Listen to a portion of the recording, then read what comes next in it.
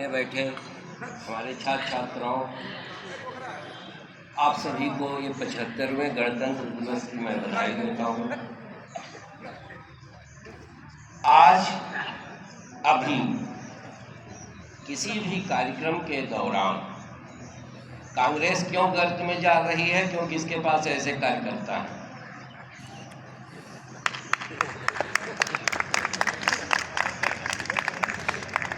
कार्यक्रम चल रहा महाविद्यालय का, मैंने उनको एहसास कराया इस देश में सिविक सेंस की कमी है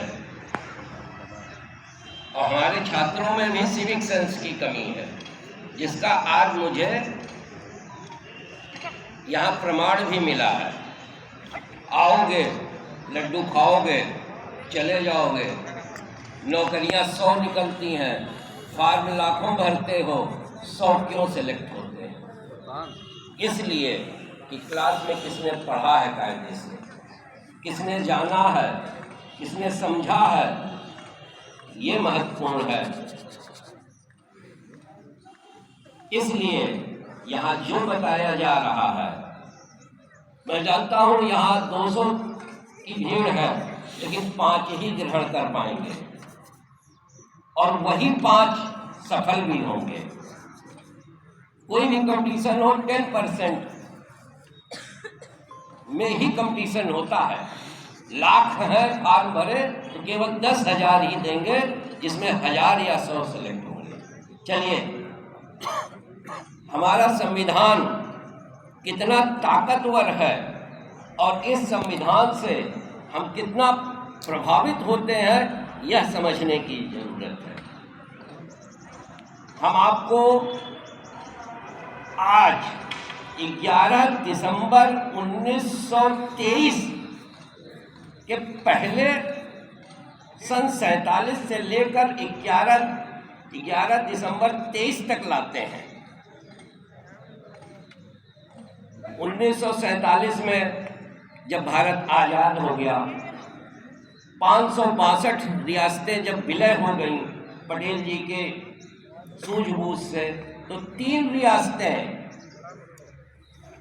जो विलय नहीं हुई थी, उनमें हैदराबाद, जूनागढ़ और कश्मीर। जूनागढ़ और हैदराबाद की जो आबादी थी वो हिंदू थी ज़्यादा, और निजाम कौन थे? मुस्लिम थे।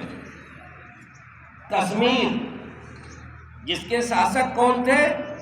हरि सिंह, हिंदू थे। आवाम कौन थी ज़्यादा?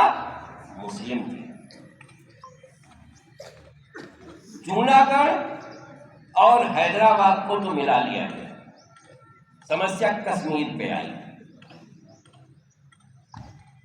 तो कश्मीर की जब बात चली तो कांग्रेस को, वहाँ हरि सिंह थे, हरि सिंह से जब ये पूछा गया तो वो जो कश्मीर की स्थिति रखना चाहते थे, वे स्विट्जरलैंड जैसी रखना चाहते थे, न्यूट्रल स्टेट, कि भारत और पाकिस्तान हम दोनों तरफ।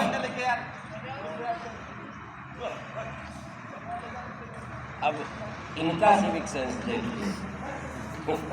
मुझे तो बड़ी तकलीफ होती है कि लोगों को बात व्यवहार भी करना नहीं आता है। खैर चलिए, उसकी बात होती है। हाँ, तो मैं ये बता रहा था, तो हरि सिंह चाहते थे कि मेरी स्थिति स्विट्जरलैंड जैसी हो, ना वो पाकिस्तान की तरफ जाना चाहते थे न ये। लेकिन जो पाकिस्तान की भौगोलिक संरचना है वह 2/3 लगभग पाकिस्तान के पक्ष में जाती थी। धार्मिक और भौगोलिक दोनों स्थितियां उधर जाती थी। शुरू होती है केवल मात्र 22 अक्टूबर 47 से लेकर 26 अक्टूबर 47, इस 4 दिन की घटना है। यह शुरुआत कैसे हुई? जिन्ना लंग्स की बीमारी से परेशान थे। मैं पूरा टाइम लूंगा, क्योंकि आज कश्मीर को मैं क्लियर कर देना चाहता हूं कि 370 क्यों हटा। सुनने के लिए तैयार हो? तो लंग्स की बीमारी से जिन्ना परेशान थे, उन्होंने कहा मैं स्वास्थ्य लाभ लेने के लिए कश्मीर में जाना चाहता हूं। तो कश्मीर में स्वास्थ्य लाभ के लिए उस समय उनके जनरल थे विलियम बर्नी गए और वहां उन्होंने रखा। तो जब वापस आए तो उन्होंने जिन्ना से जानते क्या कहा? उन्होंने ये कहा कि जिन्ना हरि सिंह ने ये कहा है कि कश्मीर पर मैं जिन्ना को पैर रखने भी नहीं दूंगा और इतना ही नहीं, टूरिस्ट की तरह भी मैं उनको नहीं आने दूंगा। ये बात जिन्ना को कर दी। और फिर उन्होंने कहा कि एक ऐसी रणनीति बनाई जाए जिसमें मिलिट्री को भी न पता हो और ऐसे खंडहर में ये नीति बनी जहां कोई नहीं जानता था कि वहां के जो स्थानीय लोग हैं 40-50 हजार लोगों को श्रीनगर भेज दीजिए, वो मांग करें स्वतंत्रता की। कहे इसमें बहुत टाइम लग जाएगा। तो जो पख्तून थे उनको तैयार किया गया और कबीलाई हमला कराया। ये एक कहानी है। मुजफ्फराबाद से जब इन लोगों को तैयार करके भेजा गया तो मुस्लिम लीग के एक बड़े लीडर थे हयात खान, वो श्रीनगर के पहले पुल पे थे। उन्होंने कहा हरि सिंह की सेना में जो मुस्लिम सैनिक हैं वो आपके साथ आ जाएंगे। और मुजफ्फराबाद से उन्होंने जब ले करके चले और एक पुल पड़ता था, उस पुल से जैसे ही उधर से झंडा, उधर से हाथ हिलाया गया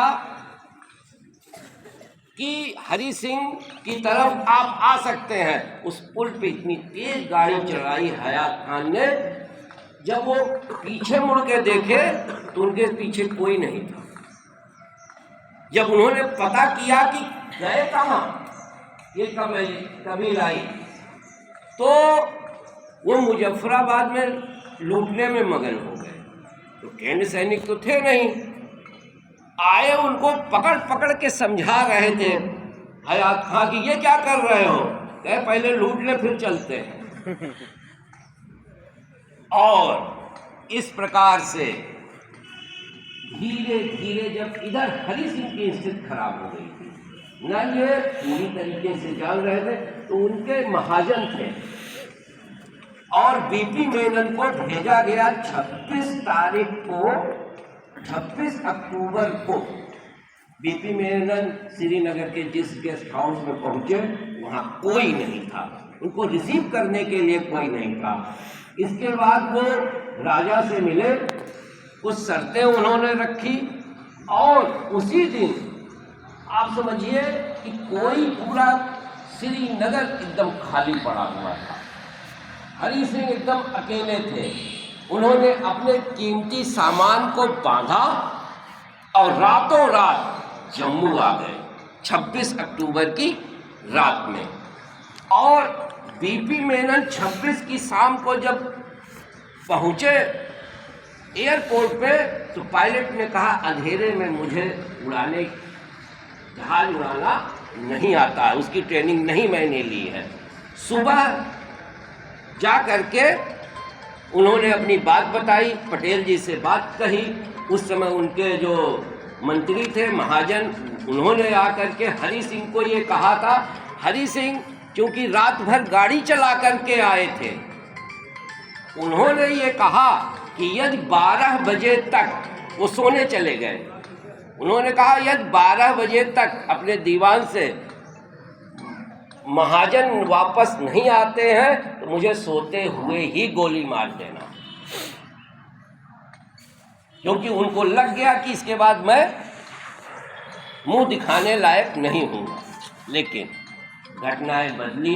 27 को इसके बाद सिख रेजिमेंट के करीब 250 सैनिक पहली बार आए, और समझौता जो हुआ वो बहुत ही अच्छा समझौता हुआ था।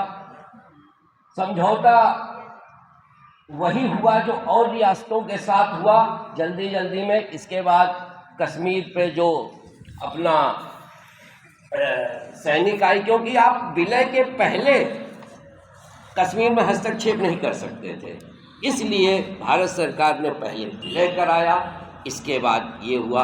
अब समस्या ये हुई,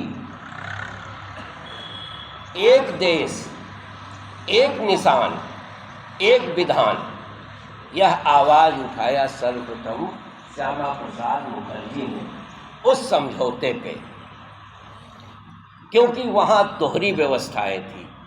यहाँ तक व्यवस्था थी कि यदि मुस्लिम महिला कश्मीर के बाहर शादी कर ले तो उसके सारे अधिकार छीन लिए जाते थे, आप वहाँ जमीन नहीं खरीद सकते थे, और भी बहुत सी बंदिशें थी जिसको अनुच्छेद 35 के द्वारा राष्ट्रपति ने हटाया। अनुच्छेद 35 के द्वारा। और आज 11 दिसंबर को 1923 को जब सुप्रीम कोर्ट ने ये कह दिया कि जो 370 हटाया गया था वो एकदम सही है, उसको हटाने में कोई दुर्भावना नहीं थी। तो मेरा आज ये आप लोगों को बताने का ये मुख्य उद्देश्य है कि ये जो हमारा संविधान है इसकी ताकत कितनी है। इसके एक अनुच्छेद से आपका और हमारा जीवन प्रभावित होता है। यही जो संविधान है, आज की गीता है, आज का कुरान है, आज का बाइबल है, आप कोई किताब मत पढ़िए, आप केवल अपने देश का संविधान पढ़िए, वही आपको जीने की कला सिखा देगा। उसके हर अनुच्छेद से हम प्रभावित हैं, हमारा जीवन प्रभावित है। और ऐसे संविधान, ऐसे गणतंत्र दिवस पर और उसकी जो मूल मंशा है उसको आत्मसात करने की कोशिश करिएगा। इसी के साथ मैं अपनी बात को समाप्त करता हूँ कि एक अनुच्छेद कैसे जीवन में परिवर्तन ला सकता है, ये बहुत ज़रूरी है। वो जो 2 वर्ष 11 महीने 18 दिन की मेहनत के बाद बना है संविधान, आज वही हमारे राष्ट्र की पूंजी है। और उसी संविधान की मर्यादा को ये जो हमारा तिरंगा है आज परिलक्षित कर रहा है। बहुत बहुत बधाई, पुनः गणतंत्र दिवस की आप सभी को धन्यवाद।